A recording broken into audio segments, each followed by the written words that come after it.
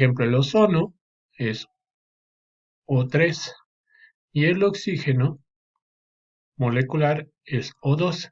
Este es el oxígeno que nosotros respiramos y este es de lo que está constituido la capa externa de nuestro planeta. El hecho de que tenga un oxígeno más ya es algo totalmente, una molécula totalmente diferente con características completamente diferentes a las que tiene con solamente dos átomos de oxígeno. Entonces, precisamente por eso tenemos una identidad molecular particular que también incluye la combinación de estas sustancias, ya sea total o en parte. Estas sustancias químicas nosotros las podemos obtener a partir de una reacción química o también pueden ser producidas en la naturaleza. Existen sustancias que nosotros vamos a encontrar tanto de manera natural como producidas en la naturaleza. En el caso de las sustancias que nosotros tenemos de manera natural, pues tenemos el oxígeno, el hidrógeno, el oro, el dióxido de carbono, que el óxido de carbono tiene lo podemos obtener tanto de manera artificial como de manera natural. De manera natural, pues a partir de nuestro proceso de respiración, de manera artificial, a partir del proceso de combustión de un combustible. Tenemos el ácido sulfúrico y tenemos el agua. Todos estos se encuentran solos en la naturaleza. Y los que tenemos de este lado, tenemos la gasolina, el PET, el vidrio, que es uno de los materiales más antiguos que existen en nuestro planeta, la pintura, los pegamentos. Estos particularmente son de origen orgánico. Este también es de origen orgánico y todos están estructurados con carbono e hidrógeno particularmente, pero platicamos que cada uno de ellos tiene una identidad molecular particular. El vidrio prácticamente es silicio y se genera a partir de un proceso donde se funde la arena de silicio para generar vidrio. Todos estos nosotros lo generamos a partir de una reacción química. En el caso de la gasolina, PET, pinturas y pegamentos, los obtenemos a partir de la refinación del petróleo y posteriormente la transformación de ese material en estos que llamamos polímeros. Después, vamos a revisar cuántas sustancias químicas existen en nuestro planeta, particularmente aquellas que se comercializan, pero necesitamos conocer el universo de nuestro planeta.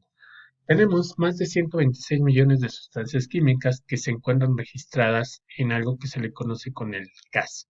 El CAS es el Chemical Abstract Service, que es de un instituto, una asociación de los Estados Unidos, donde a cada una de las diferentes sustancias químicas se le da un número. Esas son las que están registradas, esas 126 son las que están registradas por el CAS. Existen muchas otras millones que todavía no se han registrado por parte del CAS, y de estas tenemos que cada día se generan 15.000 nuevas sustancias a las cuales se les da un número CAS.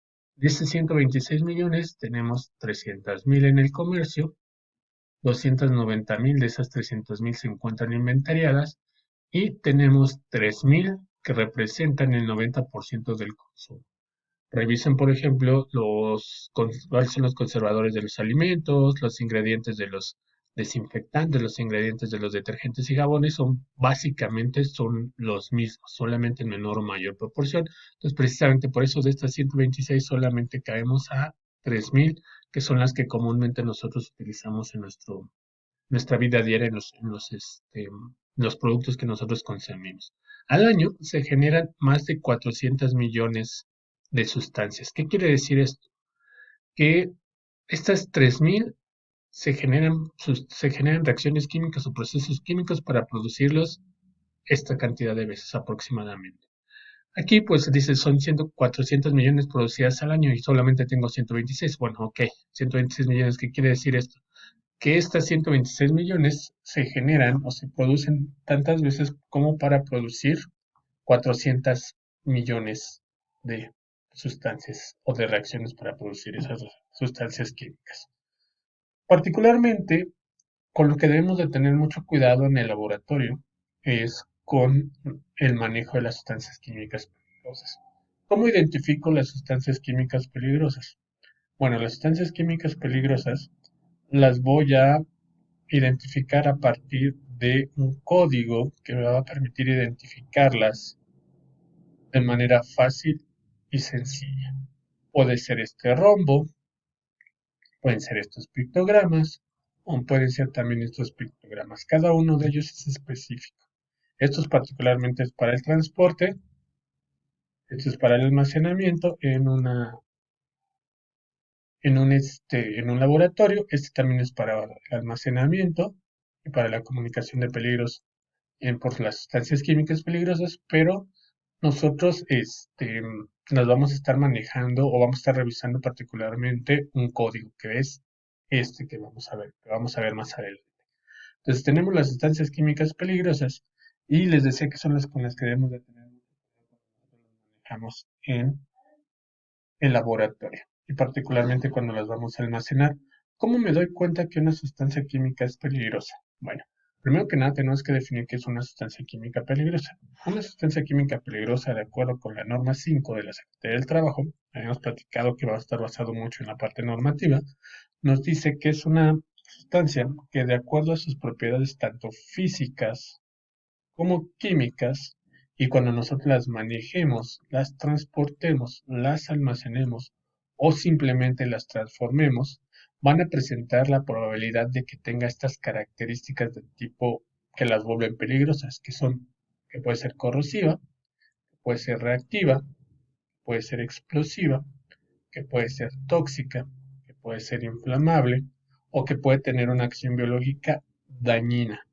Otra característica que también la vuelve peligrosa es que puede tener radioactividad. Si se dan cuenta, aquí le puse en un color distinto la característica. Entonces, si nosotros juntamos eso, tenemos una C, una R, una E, una T de tóxico, una E de inflamable.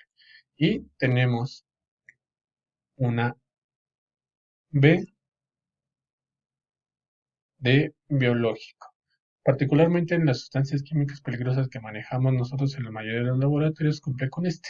Si nosotros queremos saber si una sustancia química puede tener una característica que la vuelve peligrosa, que es una característica CRETI, corrosiva, reactiva, explosiva, tóxica, inflamable o acción biológica. En conjunto es el código CRETIV, particularmente las sustancias químicas que en muchas ocasiones vamos a manejar en el laboratorio tienen particularmente estas primeras 5 CRETI solamente. Existen unas subcategorías menos peligrosas, pero es necesario que nosotros las conozcamos, como es el caso de las sustancias que son combustibles, que es una subclasificación de las sustancias que son inflamables. Tenemos el caso de las sustancias radioactivas, que también representan una categoría que al menos viene considerado dentro del código CRETI. Y tenemos esta otra, la sustancia que es irritante. Esta sustancia irritante puede ser como una subclasificación entre corrosiva y tóxica. Ahorita vamos a explicar por qué les digo eso. Pues vamos a revisar qué características deben de tener estas condiciones para que nosotros tengamos una característica crítica. Entonces empezamos con la corrosiva. Va a ser una sustancia en cualquier estado de la materia y que causan una destrucción o alteración irreversible en el tejido vivo. Esto particularmente, estas definiciones vienen en la norma 5 de la Secretaría del Trabajo y nos habla de acción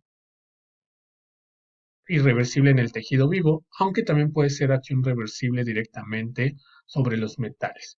Y esa acción es irreversible. Un metal cuando se corroe se está oxidando y es una pérdida irreversible de ese material. No pasaría con una sustancia química, nos cae sobre sobre la piel y esa sustancia química te genera un daño que es irreversible, una quemadura química como tal le llamaríamos. Particularmente las sustancias corrosivas son las que tienen un pH ya sea muy alto, como es el caso de las sustancias alcalinas, o un pH muy bajo, como es el caso de las sustancias ácidas. Entonces, para que yo considere una sustancia altamente corrosiva, va a ser una sustancia que tiene pHs o muy bajos o muy altos en la escala de 0 a 14 del pH. Después tenemos las sustancias reactivas. Son aquellas que van a presentar susceptibilidad de liberar energía prácticamente por sí mismas o con un pequeño cambio o un ajuste o una reacción química. Esta parte es diferente a lo que es una sustancia explosiva. Las sustancias explosivas, por lo regular, se van a deber el aumento de las temperaturas o aumento de las presiones. En el caso de las sustancias reactivas, básicamente se debe a aumentos en la, o mejor dicho, a una reacción química particularmente. Entonces, estas sustancias son sustancias que hay que tener mucho cuidado porque tienden a liberar mucho calor. Después iríamos con las sustancias explosivas, que las sustancias explosivas van a ser aquellas que en cualquier estado de agregación, que por un incremento de temperatura o de presión sobre una porción de masa, reaccionan repentinamente generando ya sea altas temperaturas o altas presiones sobre el medio ambiente circundante. Un ejemplo muy burdo, si ustedes lo quieren analizar de esta manera, es el caso de cuando nosotros inflamos un globo. Lo que nosotros hacemos cuando inflamos un globo y lo llevamos hasta que truene, hasta que reviente, estamos aumentando la presión. Estamos metiendo aire a presión sobre una porción de masa.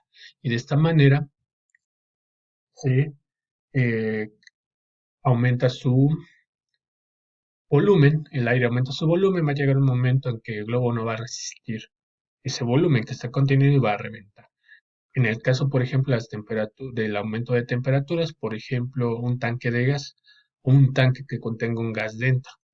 Si nosotros comenzamos a aumentar la temperatura y ponemos una flama debajo de ese tanque, el gas va a comenzar a aumentar su volumen. Y al aumentar su volumen va a haber un momento en que no va el volumen del cilindro o del tanque no va a ser suficiente para conservarlo y por lo tanto va a explotar. Entonces, eso es un ejemplo de una sustancia explosiva por aumento de temperatura. Por ejemplo, un cohete de los que se queman en fiestas patrias o en diciembre, uno de los que le llaman los famosos cohetes blancos, si nosotros lo prendemos, explota. Pero si nosotros sacamos esa pólvora contenida en ese cohete blanco, ahí tenemos el conjunto de dos cosas, cuando explota temperatura y presión. El aumento repentino de la temperatura hace que aumente la presión y explota. Si nosotros sacamos esa pólvora y la dejamos sobre el piso y solamente la prendemos, lo único que va a pasar es que se va a inflamar, no va a generar una explosión como tal. Después tenemos las sustancias inflamables, que estas sustancias inflamables, muy importante, tienen una temperatura de inflamación menor a 37,8 grados centígrados. ¿Qué quiere decir esto? Que prácticamente a temperatura ambiental va a prenderse.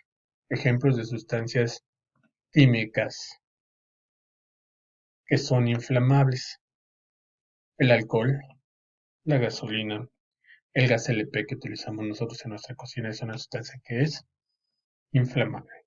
Posteriormente tenemos ahora las sustancias que son tóxicas. Las sustancias que son tóxicas son aquellas que en cualquier estado de la materia pueden causar trastornos estructurales o funcionales, es decir, un daño a la salud directamente de la persona que se expuso o puede causar incluso la muerte, aun si son absorbidas en pequeñas cantidades. Las sustancias tóxicas tenemos de dos tipos: sustancias tóxicas que son agudas y sustancias químicas tóxicas que son crónicas. ¿A qué se refiere esto? O sea, que las sustancias crónicas, la sustancia aguda, el efecto es de forma inmediata y la sustancia crónica tengo que estar expuesto durante mucho tiempo a esa sustancia para que se genere el efecto tóxico. Por ejemplo, las sustancias que son cancerígenas, estas son sustancias que no me va a dar cáncer luego con la exposición, sino tengo que estarme expuesto durante mucho tiempo. Por el contrario, un veneno es una sustancia que es de tipo agudo y que en su momento, con una pequeña exposición, voy a sufrir un daño a mi salud, un envenenamiento. Después tenemos las sustancias irritantes, que esto era lo que yo les decía hace un momento. Esta sustancia irritante es como una subclasificación de la corrosiva y la tóxica. ¿Por qué? Porque dice que es aquella que tiene un efecto inflamatorio, que es reversible. Si hablamos de un efecto de inflamatorio, que es irreversible, pues aquí tenemos que revisar que ese efecto inflamatorio es una inflamación como tal, se te inflama la piel y se vuelve a regresar. Entonces estamos hablando que es una perturbación funcional, como es el caso de una sustancia tóxica, pero también es un daño directo sobre el punto de donde se generó efecto corrosivo, o en este caso efecto irritante. Después tenemos las sustancias que son combustibles, son sustancias que tienen un punto de inflamación mayor a 37.8. ¿Qué quiere decir esto? Que a temperatura ambiente no se prenden, particularmente que vamos a tener sólidos y líquidos. El ejemplo más sencillo de esto es el diésel. El diésel, aunque tiene la misma estructura que la gasolina, va a obtener una variación en cuanto a su temperatura a la cual se va a prender. Vamos a tener nosotros una temperatura mayor a 37.8 grados centígrados, es decir, el diésel lo tenemos que calentar por encima de esos 37.8 grados centígrados para que se inflame, para que se prenda. Aquí también es muy importante mencionar que no hay sustancias o hay sustancias que son combustibles como tal, como el caso de la gasolina, pero eso es una, como por así decirlo, es algo eh, que por de manera coloquial nosotros lo decimos, pero de acuerdo a la característica, la gasolina no es combustible, sino es una sustancia que es inflamable. Le decimos que es combustible porque se utiliza para perdón, para motores de combustión. Y tenemos las sustancias que son radiactivas. Estas sustancias radiactivas son sustancias que liberan particularmente partículas alfa, beta y gamma y particularmente son isótopos. Los isótopos son átomos de un mismo número con diferente masa atómica. ¿Cómo le incrementan o cómo intentan eh, ajustar su masa atómica, número de masa, liberando esas partículas alfa, beta y gamma? Particularmente las sustancias radiactivas se utilizan para la impresión de placas fotográficas, como es el caso de los rayos X, para ionizar gases, para producir fluorescencia y para atravesar cuerpos opacos de luz ordinaria. Entonces, estas son las características que tienen cada una de las diferentes sustancias químicas. En el caso de las sustancias radioactivas, pues obviamente también tenemos un efecto muy importante sobre nuestro cuerpo humano. Y de esta manera ya tenemos consideradas cuáles son las diferentes características de las sustancias químicas que son peligrosas.